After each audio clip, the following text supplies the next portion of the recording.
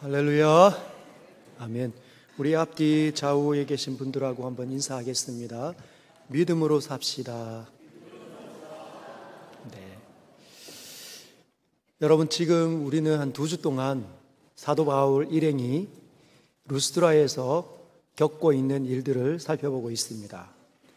오늘은 그 루스드라에서의 마지막 그 사역을 살펴보고 21절부터 보면은 이 루스드라에서 다시 사도 바울이 이고니온과 안디옥, 비시디아 안디옥으로 돌아가고 그 돌아가서 그 속에 세워졌던 교회들을 다시 격려하고 위로하고 수리아 안디옥, 자신을 파송했던 수리아 안디옥으로 돌아가서 선교 보고하는 장면이 오늘 본문에 전반적으로 나타나 있습니다. 여러분, 1차 선교가 그렇게 해서 마무리가 되는 거죠. 수리아 안디옥에서 성령이 따로 세우라 주님께서 말씀하신 이후에 수리아 안디옥 교회는 바나바와 바울을 따로 세웠고 그들을 파송해서 하나님의 사역들을 감당하게 했습니다. 그리고 오늘 우리는 그 1차 선교 여행이 잘 마무리가 되는 것을 보게 됩니다.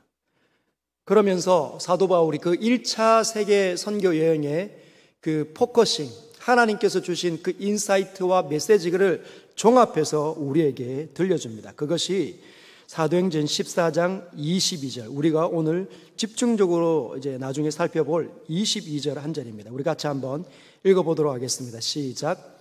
제자들의 마음을 굳게 하여 이 믿음에 머물러 있으라 권하고 또 우리가 하나님의 나라에 들어가려면 많은 환난을 겪어야 할 것이라 하고, 오늘 22절은 굉장히 우리에게 중요한 메시지를 담고 있습니다.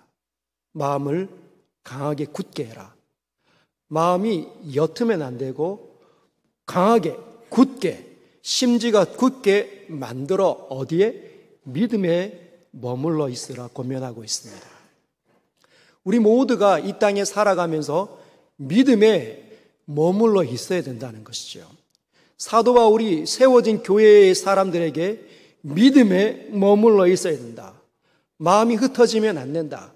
세상의 것에 마음과 생각을 빼앗기면 안 된다. 영향을 받을 수밖에 없지만 빼앗기서는 안 된다. 마음을 굳게 하고 그 하나님께서 선물로 주신 그 믿음에 머물러 있어야 된다. 그러면서 그 믿음을 가진 사람이 어디로 가는가? 최종적으로 하나님의 나라에, 그리고 그 하나님의 나라에 들어가려면 많은 환난을 겪어야 할 것이다. 이것이 새로 세워진 교회의 성도들에게 던진 메시지입니다. 그래서 오늘은 믿음과 하나님의 나라에 대해서 살펴보려고 합니다. 여러분, 하나님의 나라 알고 있습니까? 제가 서영교회 2021년 부임에서 늘 주구장창 여러분에게 강조하는 그 주제가 하나가 하나님의 나라입니다. 이제 어떤 분들은 대표기도 하시면서 그렇게 곧잘 새로운 개념 속에서 하나님 앞에 기도하시더라고요. 우리의 나라가 아니라, 내 나라가 아니라 하나님의 나라. 그것이 하나님의 나라죠. 여러분, 협의는 좁은 의미로서는 우리가 늘 생각하는 것이 천국 아닙니까? 천국, 영원한 나라가 하나님의 나라로 우리는 알고 있습니다. 그러나 넓은 의미에서는 그걸 포함하고 있는, 여러분, 우리가 이 땅에서 호흡을 마치고 하나님 앞에 불려가서 경험하게 되는 그 나라만이 하나님의 나라가 아닙니다. 그건 좁은 개념이에요. 하나님의 나라의 큰 개념은 이 땅에서 시작되는 것이죠. 무엇을 의미하는 것일까요? 하나님께서 통치하시는 영역을 의미합니다. 한번 따라할까요? 하나님께서 통치하시는 영역. 하나님께서 여러분의 생각을 통치하면 여러분의 이 생각이라는 그 영역이 하나님의 나라가 된다는 거죠. 그 하나님의 나라, 하나님의 이 통치함을 받는 그 거룩한 일, 하나님께서 우리와 함께 하시고 우리 속으로 들어오시고 우리와 더불어 먹고 마시는 이 거룩한 나라는 아무에게나 일어나는 일이 아닙니다. 하나님께서 특별하게 계획하시고 작정한 사람들에게 일어나는 일이죠.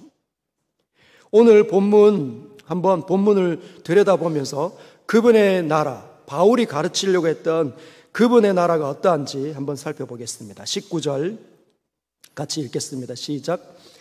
유대인들이 안디옥과 이고니온에서 와서 무리를 충동하니 그들이 돌로 바울을 쳐서 죽은 줄로 알고 시외로 끌어내치니라. 여러분, 유대인들이 안디옥과 이고니온에서 왔다고 되어져 있습니다. 루스드라에 지금 바울과 바나바가 머물러 있는데 열심히 복음을 증거하고 있는데 유대인들이 찾아온 거예요. 유대인들이 찾아왔는데 어디서 왔냐? 안디옥과 이고니온. 여기서의 안디옥은 수리아 안디옥이 아니라 비시디아 안디옥을 의미하겠죠. 지금 바울 일행은 루스라에 있는데 비시디아 안디옥은 굉장히 멉니다. 약 200km 정도 떨어져 있는, 약 200km나 많이 멀리 떨어져 있는 그 비시디아 안디옥에서 유대인들이 왔다고 되어져 있어요. 비시디아 안디옥에서 어떤 일들이 있었습니다. 어떤 일들이 있었습니까? 사도행전 13장 50절 제가 읽겠습니다. 이에 유대인들이 경건한 귀부인들과 그 신의 유력한 자들을 선동하여 바울과 바나바를 박해하게 하여 그 지역에서 쫓아내니. 유대인들이 회방하는 겁니다. 자기 자신들이 영생 얻기에 합당하지 않는 자로 자처하니까 우리가 이방인에게로 향하노라 하니 유대인들이 경건한 귀부인들을 그리고 그 신의 유력한 힘 있는 자들을 선동해서 바울과 바나바를 비시디아 안디옥에서 쫓아내버렸습니다. 그 지역에 있었던 유대인들이 지금 루스드라로 왔다는 거죠. 그러면 이고니온에서는 어떤 유대인들이 왔었을까요? 사도행전 14장 루스드라 앞에 있었던 지역입니다. 사도행전 14장 2절과 5절 제가 읽겠습니다. 그러나 순종하지 아니하는 유대인들이 이방인들의 마음을 선동하여 형제들에게 악감을 품게 하거늘, 우리가 살펴본 것처럼 휘저어버리는, 마음을 휘저었다라고 그때 해석을 해드렸습니다. 누가? 유대인들이 이제 막 하나님에 대해서 마음을 열려고 하는 이방인들의 마음을 휘저어버렸다는 거예요. 그래서 형제들에게 악감을 품게 합니다. 5절 그 이후에 이방인과 유대인과 그 관리들이 두 사도를 모독하며 돌로 치려고 달려드니, 비시디아 안디옥에서는 쫓아냈지만 이고니온에서는 이 유대인들이 선동하고 모함하고 악담만 하는 것이 아니라 돌로 치려고 달려들었다는 것이죠. 돌로 치려고 달려들었습니다. 그게 이고니온에서의 유대인들이었습니다. 그렇게 꽤 멀리 떨어져 있는 비시디아 안디옥과 이고니온에서 이 두 대도시에 있는 유대인들이 왔는데 어떤 마음을 갖고 왔을까요? 좋지 않은 마음을 갖고 왔다는 겁니다. 그래서 19절, 오늘 본문에 있는 19절처럼 유대인들이 안디옥과 이고니온에서 와서 무리를 충동합니다. 또 루스드라에서 나면서부터 발을 쓰지 못한 사람을 하나님께서 바울의 손을 통해, 바울의 입을 통해 그를 고치고 난 다음에 사람들이 마음이 조금씩 열리는 걸 볼 때 유대인들이 그 소문을 듣고 달려왔다는 겁니다. 달려와서 또 충동질을 하는 거죠. 유대인들이 때린 게 아니라 누가 때렸냐? 그들이 돌로 바울을 쳤다. 루스드라에 있는 무리들이 바울을 돌로 치려고 했습니다. 이렇게 한 거죠. 루스드라 사람들에게는 바울과 바나바는 거의 신적인 그렇게 거룩한 사람처럼 제우스와 헤르메스 급으로 부상한 겁니다. 사람들에게 인기를 그리고 존경을 받기 시작하니까 유대인들이 와서 끝없이 충동질합니다. 너희들은 저 사람들에게 속고 있다. 저 사람들에게 속고 있다. 저것들 별거 아니야. 저것들은 사람들이야 라고 얘기하는 거죠. 저 사람들은 사람일 뿐이다. 그랬더니 바울과 바나바를 제우스와 헤르메스처럼 섬기려고 했던 사람들이 정신이 들면서 우리를 속이다니, 신을 모독했다, 이렇게 얘기하는 거죠. 제우스의 이름으로 돌로 치는 겁니다. 그 당시에 이 종교적인 이 세계관 속에서는 자기가 신인데 신이 아닌 것으로 드러나면 그건 신적 모독죄. 그래서 어느 종교든지 간에 돌로 칩니다. 누구를 친 거죠? 바울을 치는 겁니다. 돌로 쳐버렸어요. 여러분, 돌로 머리를 치면 머리가 터집니다.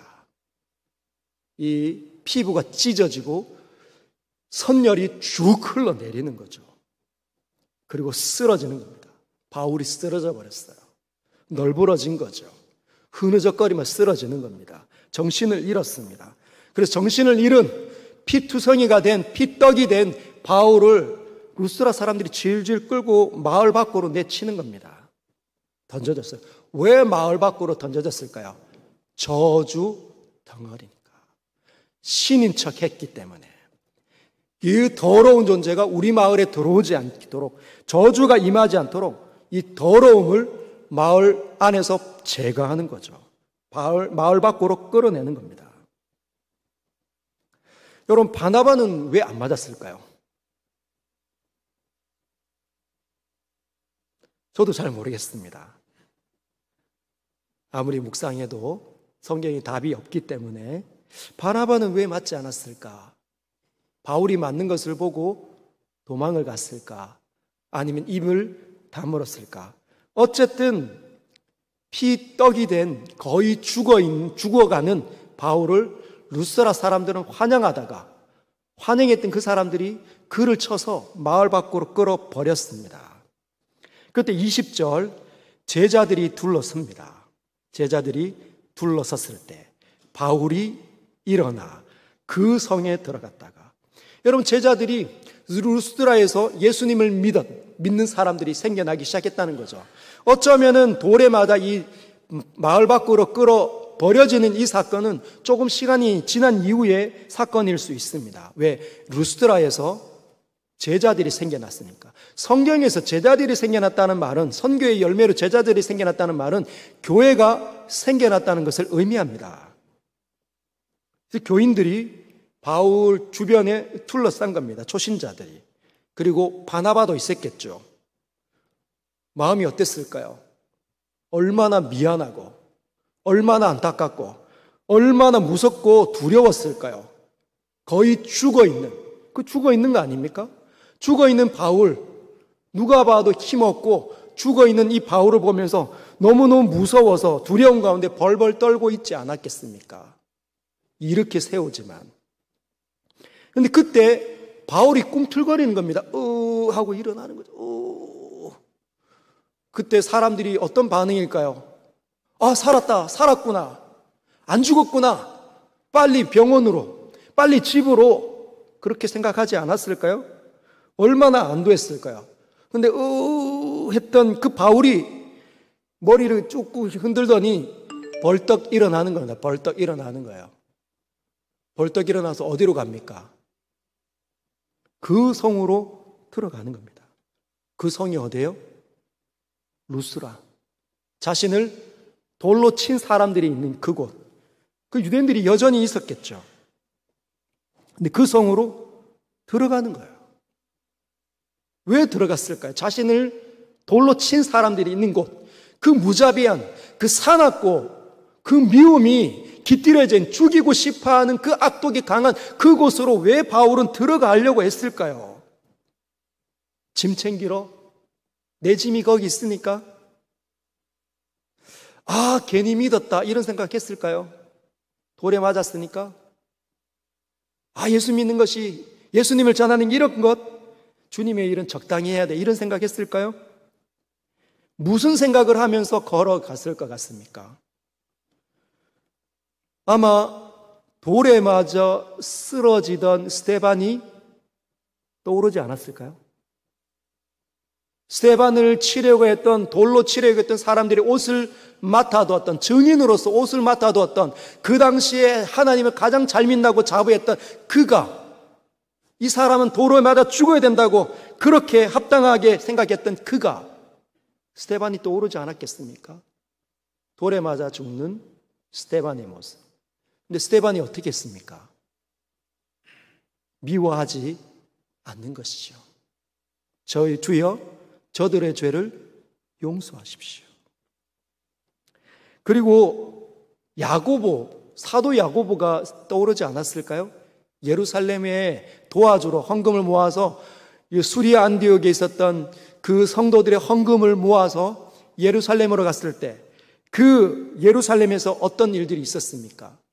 유대인들의 전폭적인 인기와 지지를 얻기 위해서 교회의 수장이었던 그 사도 야고보를 칼로 처단한 헤롯, 그때 죽어갔던 그 야고보를 떠올리지 않았을까요?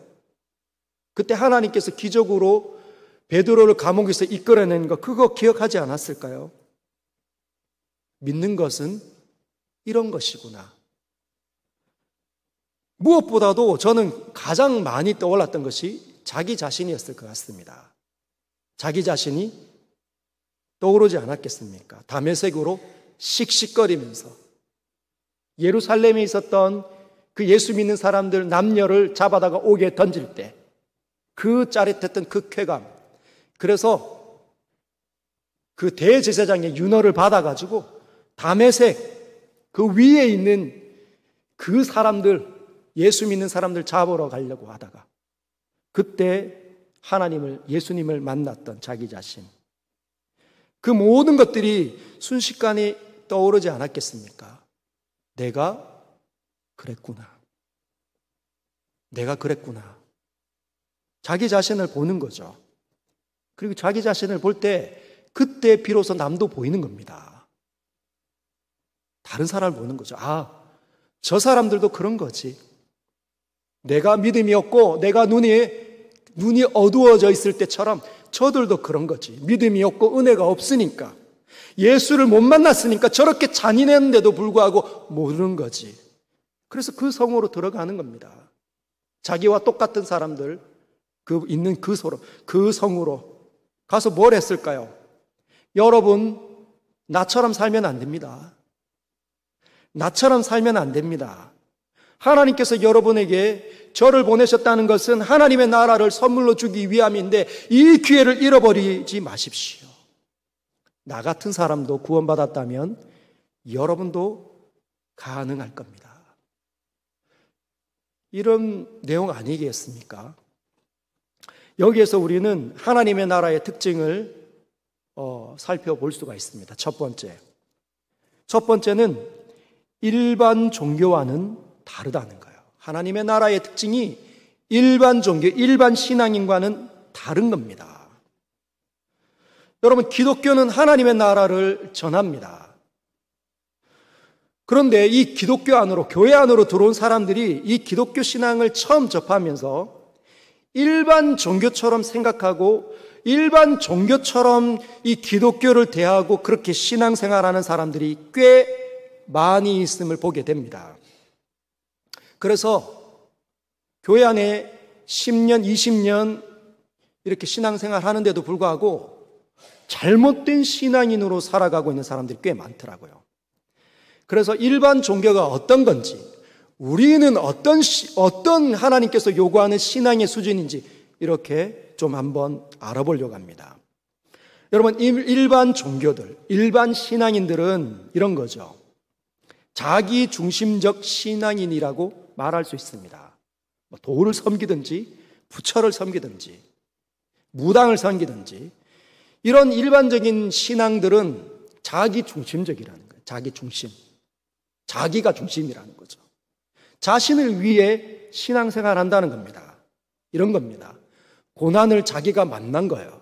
어려움을 만난 겁니다. 이 일을 내가 할 수 없다고 판단 내린 거죠. 아무리 애를 쓰고 발버둥을 치는데 역부족일 때 그들은 뭐 합니까? 신을 찾는 거죠. 일반적인 신을 찾습니다. 나무 밑에서, 그리고 바위 밑에서 용화당하는 무당을 찾아 부적을 받아서 어디 안에 넣으면 그의 역경과 어려움을 이길 수 있다고 생각하는, 그래서 신을 찾는 겁니다. 그때 열심히 기도하는 거죠. 물질도 드리고 재물도 바치고 적선도 하는 겁니다. 열심히 착하게 사는 이유가 뭐냐면 그 신을 감동하기 위함이에요. 그 신을 감동하기 위해서. 그래서 내가 당하고 있는 이 어려움을 이겨내기 위해서. 즉 신앙이 자기 중심, 자기를 위해서 신을 믿고 있다는 겁니다. 이들은 고난과 역경과 어려움을 극복하기 위해서만 믿는 게 아니라 성공을 위해서도, 가족의 건강을 위해서도, 가족의 안녕을 위해서 그런 성공적인 일을 놓고서도 신을 찾습니다. 왜? 미래가 너무 불확실하니까. 올 한해는 내가 물가를 조심해야 되는지, 불을 조심해야 되는지, 뭘 조심해야 되는지, 동쪽에서 귀인이 오는지 미래가 불확실하다는 거예요. 내가 이 재정을 이렇게 대박이 날 건지 아니면 어려움을 만날 건지 미래에 대한 불확실함 때문에 두려워서 자신이 보고 있는 신에게 나아가는 거예요.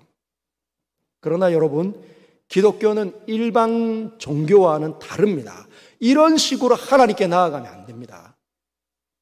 물론 성도가 되어서 예수님을 만나서 고난, 역경, 어려움 때문에 기도할 수 있어요. 그리고 성공과 건강과 안녕도 하나님 믿으면서 기대할 수 있습니다. 그러나 일반 신앙인의 관점 속에서 하나님을 대하면 안 됩니다. 여러분, 기독교는 하나님의 나라를 전한다는 거예요. 하나님의 나라는 누가 중심입니까? 하나님께서 중심입니다. 중심. 그분이 모든 것들의 원인이고 모든 것들의 대안입니다. 그분을 제외하면 이 땅에선 아무것도 소망이 없다는 것이죠. 그러나 일반 종교는 내가 없으면 소망 없는 거죠. 내가 없는데, 나 지금 안 되고 있는데. 그러나 기독교는 하나님의 나라입니다. 하나님의 나라. 하나님께서 통치하시는 거예요.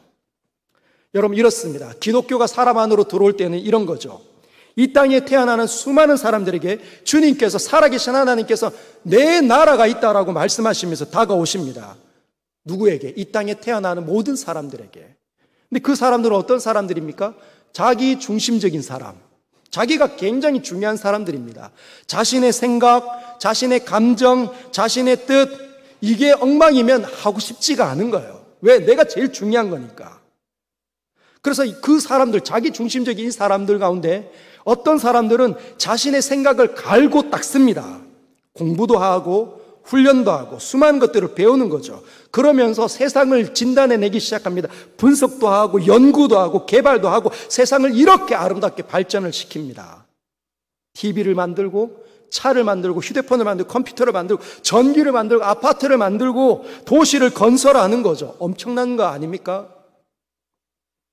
나라를 만들고 사회를 진단해서 나라와 사회가 어떻게 흘러가 있는 모든 것들을 다 분별하고 법을, 윤리를, 규칙을 제정을 합니다. 그러나 타락한 사람들이라는 거예요. 타락한 사람들.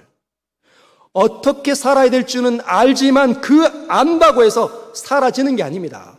이 땅에 있는 사람들이 만든 것은 외적으로는 너무 멀쩡하지요. 아파트가, 도시가, 나라가, 모든 조직들이 점점 새로워지고 점점 선명해지지만 외적으로는 멀쩡해지만 그 속에는 온갖 쓰레기들이 난무합니다.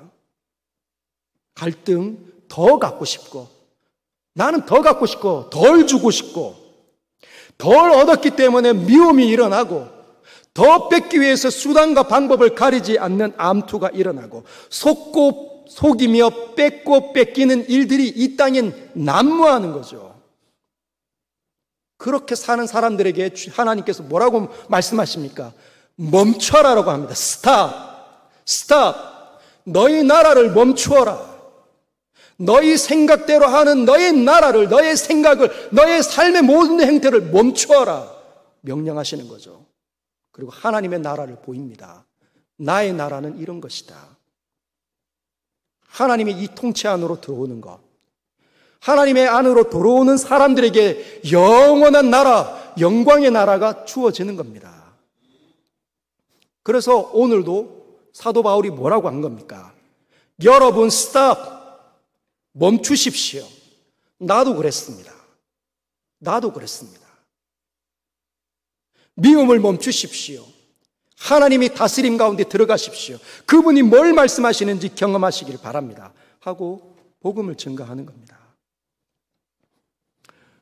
여러분, 그래서 그가 20절을 보면 일어나 그 성에 들어갔다가 이튿날 가서 이야기하고 이튿날 바나바와 함께 더베라는 도시로 이동합니다. 그리고 그 더베로 가서 21절 복음을 그 성에서 전하여 많은 사람을 제자로 삼고 더베에서 그 성에서 복음을 증거하고 있다는 거죠. 그리고 많은 사람을 제자로 삼습니다. 여기에서 하나님 나라의 두 번째 특징을 발견할 수 있습니다. 하나님의 나라는 경험하는 것이며 삶으로 증거하게 한다는 거예요. 여러분, 영원한 나라가 나에게 선물로 주어진다면 그건 어떤 거라? 지금 내가 경험하고 삶으로 증거하게 되어져 있다는 겁니다. 내가 지금 경험하지 못하면 영원한 나라 속에서도 경험되는 건 없습니다. 반드시 기억하십시오. 예수님을 죽어서 만나는 게 아니에요. 예수님을 언제 만납니까? 살아있는 동안에 예수님을 만나게 됩니다. 그분이 존재하고 그분이 나에게 구원을 주시기를 위하는 그분의 나라를 기쁘게 주신다는 것을 이 땅에 살아있으면서 만나게 된다는 거죠. 그걸 경험하는 겁니다. 그 경험에 있는 사람들에게만 영원한 나라가 열리는 겁니다. 이 땅에서 그것이 경험되지 않는데 어떻게 영원한 나라가 선물로 주어지겠습니다? 없다는 것이죠. 여러분, 두들겨 맞았는데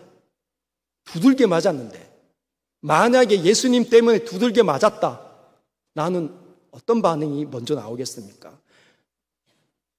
멈춘다? 경험이 없다? 여러분, 제자를 삼는다는 것은 삶이 묻어나 있기 때문에 그 모습을 사람들이 보고 따르려고 하는 겁니다.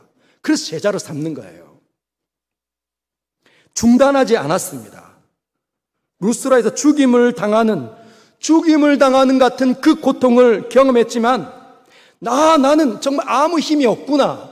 나는 아무 영향력이 없구나. 아무것도 더 이상 사역을 지속할 수 없구나. 판단 내릴 수도 있지만 그는 그렇게 생각하지 않았다는 거예요. 뭐라는 겁니까?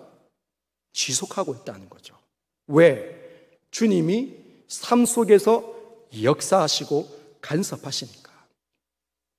사랑하는 성도 여러분, 하나님 나라 안으로 들어가시려면 여러분에게 하나님께서 함께 하시는 일들이 경험되기를 주님의 이름으로 축복합니다. 아멘이십니까? 소망하십시오. 그리고 21절에 보면 더베에서 제자로 삼고 교회를 세워내는 거죠. 그리고 나서 다시 루스드라와 자기를 돌로 치려고 했던 그 루스드라로 거기에 형제들이 있으니까, 교회가 있으니까, 이고니온으로 거기에 형제와 교회가 있으니까, 비시디의 안디옥으로 거기에 형제와 교회가 있으니까 거기로 돌아가서 격려하는 겁니다. 메시지를 전하는 거예요. 여러분, 가서 그냥 하루 이틀 1시간 2시간 보내고 지나갔겠습니까? 아니겠죠. 여러 날을, 어쩌면 한 달 이상을 묵었을 수도 있습니다. 그가, 사도 바울이 하나님의 말씀을 가지고 대언했던 수많은 진리를 어떻게 요약을 합니까? 22절 딱 한 절로 요약하고 있다는 거예요. 너무너무 중요하다는 거죠.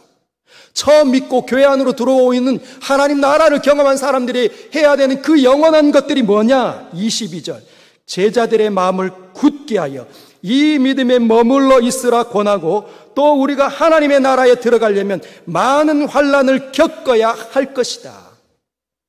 여기에 세 번째 특징이 나타납니다. 하나님의 나라는 많은 환난을 겪어야 한다는 거예요. 하나님의 나라에 들어가려고 한다면 우리에게 기대되는 것이 뭐냐? 많은 환난이라는 겁니다. 많은 분들이 여기서 넘어져요.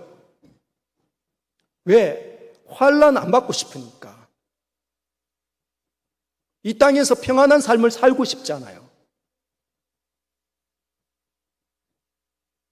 그런데 환난이 나를 기다린다니, 환난을 겪어야 한다니, 하나님의 나라에 들어가려면 환난을 겪어야 된다니, 기가 찬 거죠. 여러분, 오늘 이 본문을 빌립보서 1장 29절에 바울이 이렇게 소개해 놨습니다. 같이 한번 읽겠습니다. 시작. 그리스도를 위하여 너희에게 은혜를 주신 것은 다만 그를 믿을 뿐 아니라 또한 그를 위하여 고난도 받게 하려 하심이라. 그리스도를 위해서 너희에게 은혜를 주신 것, 너희에게 믿음이 일어난 것, 너희를 구원한 것, 너희를 건져낸 이유, 하나님이 너희에게 찾아온 이유는 뭐냐? 다만 그를 믿을 뿐 아니라 그를 위하여 고난도 받게 하기 위해. 여러분, 어쩌면은 환난을 반드시 경험해야 되는 건 아닐 수도 있습니다. 왜? 이 세 번째 특징은 모든 사람에게 해당되는 건 아니더라고요. 예수 믿고 난 다음 이 땅에 남은 시간이 매우 적은 사람들에게 해당되지 않습니다. 예를 들어 예수님께서 십자가 지셨을 때 우편의 강도, 그가 무슨 환난이 있겠습니까? 예수님을 위해서. 그냥 자기 죄로 죽은 거죠. 그러나 예수님 앞에 용서를 구했기 때문에 주의 자비와 긍휼로 그가 구원을 받았을 뿐, 예수님을 위한 고난은 그에게는 없었습니다. 그래서 남은 시간이 얼마 없는 사람들에게는 해당되지 않아요. 나이가 매우 많거나 몸이 너무 아파서 남은 시간이 얼마 없는 그 사람들, 그런 환자들에게는, 그런 특수한 상황에 놓인 사람들은 제외입니다. 그러나 그분들을 제외한 대부분의 사람들에게는 뭐가 요구되어지냐? 환난을 경험하게 될 거라는 거예요. 예수님 때문에 당하는 고난과 어려움을 의미합니다. 이 환난이. 예수님 때문에 당하는 환난과 어려움. 많은 사람들은 예수 믿으면 잘 된다, 그런 생각을 갖고 있어요. 예수 믿으면 잘 돼야 된다 생각을 하시나 보더라고요. 근데 왜 그런가?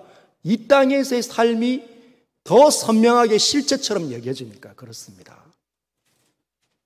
여러분, 이 땅에서의 삶이 실제죠, 실제. 실제로 우리에게 다가오고 실제로 우리에게 영향을 줍니다. 몇 년 동안? 70년, 80년, 길게 살면 100년. 실제죠. 하나님의 나라는요, 영원한 시간입니다. 근데 내가 못 봤으니까, 내가 못 가봤으니까 실제로 안 다가오는 거죠. 뭐만 실제처럼 여겨집니까? 이 땅에서의 삶. 그래서 뭐가 필요합니까? 믿음이 필요하다는 거예요. 믿음. 마음을 굳게 하고 믿음 안에 머물러 있으라. 하나님이 보이지 않으면, 하나님 나라가 보이겠습니까? 이 땅이 자꾸만 전부인 것처럼 보이는데, 영원한 나라가 나에게 선물로 주어지고 있다는 사실을 믿음을 통해 더 오늘도 내일도 더 자각하고 더 선명해져야 이 땅에서의 삶에 미련을 두지 않을 수 있습니다. 그렇지 않으면 이 땅이 전부인 것처럼 이 사람도 살고 저 사람도 살고 이 목사님, 저 장로님, 저 권사님 다 그렇게 이 땅에서의 것에 목말라서 그것 놓고 열심히 기도한다면 그들이 진짜 영광의 나라를 선물로 보고 있다고 말할 수 있겠습니까? 전도하시는 분들이 이렇게 전도하죠. 예수 믿으면 복 받는다. 틀리지 않습니다. 그래서 듣는 사람들은 자기 멋대로 해석을 하는 거예요. 자기가 가지고 있었던 이전의 세계관 속에서 그걸 해석해냅니다. 아, 예수 믿으면 잘 되는구나. 이방 종교들처럼 일반 종교, 일반 신앙인들 같이 생각하고 신앙생활 하는 거죠. 어떤 사람들은 하나님이 지키시는데 그래도 잘 돼야 되지 않습니까? 하나님의 백성인데 하나님 지키셔야지. 하나님 지키십니다. 고난 속에서, 고난과 눈물 짓는 삶 속에 믿음을 지키는 그 사람들에게 하나님 지키시고 하나님 개입하시는 거죠. 왜? 영원한 나라를 그에게 선물로 주려고 하나님 그렇게 하십니다. 그는 뭘 갖고 있죠? 믿음을 갖고 하나님 때문에 기꺼이 그 속으로 들어가는 겁니다. 감사함으로 버텨내는 거죠. 인내하는 겁니다. 누가 그랬습니까? 요셉이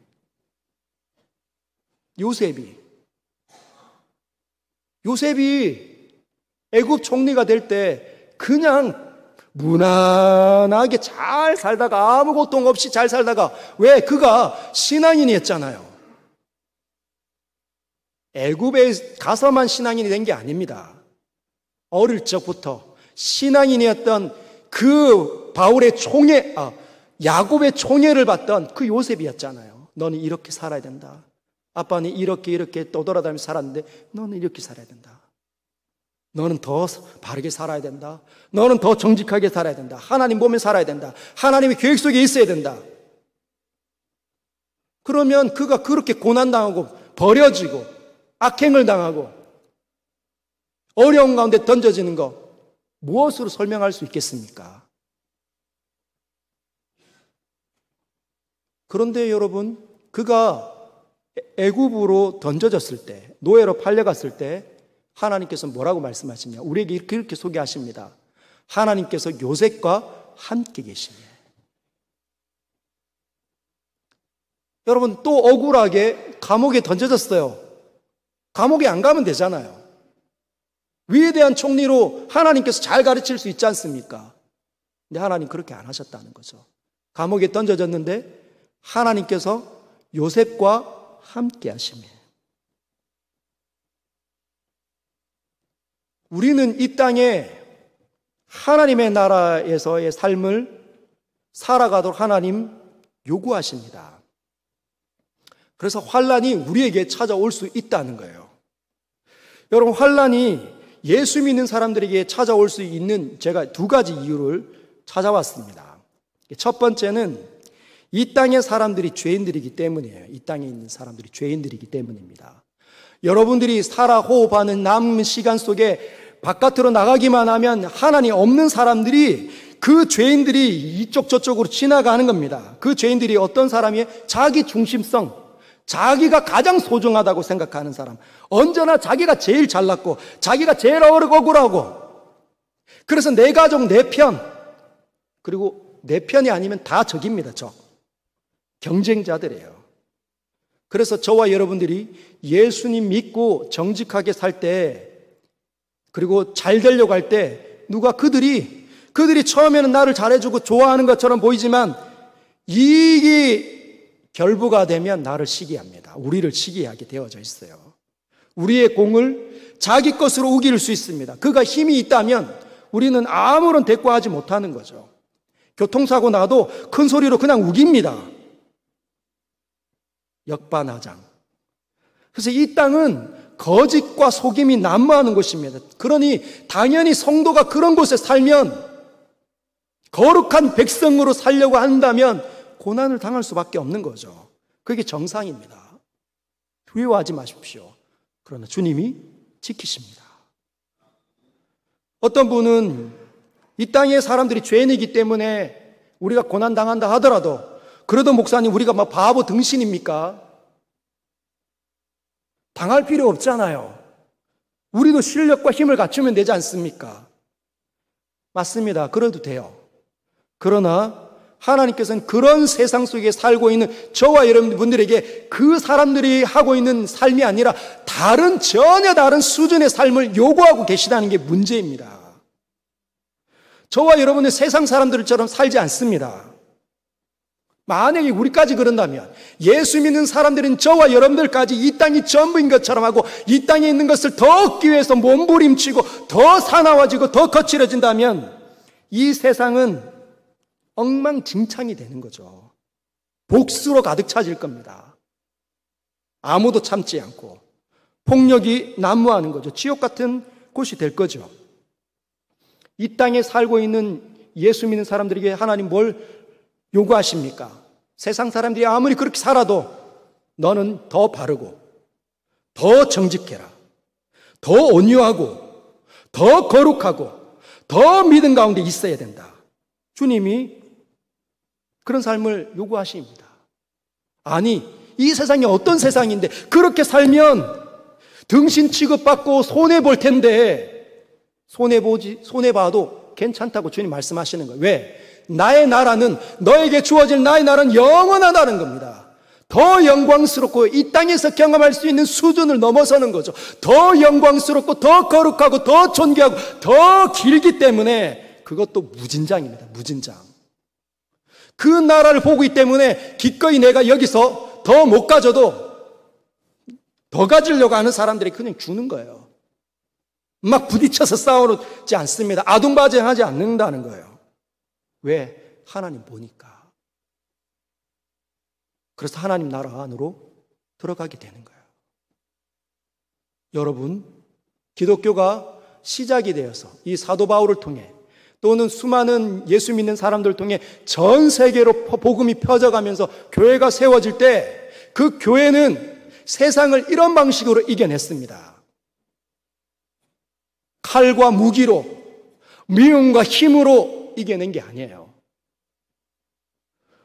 총과 칼 앞에서, 탱크 앞에서 뭘 가지고 믿음으로 영원한 나라를 보니까 기꺼이 목숨을 던지는 거죠. 기꺼이 사자밥이 되는 겁니다. 기독교는 다른 거예요.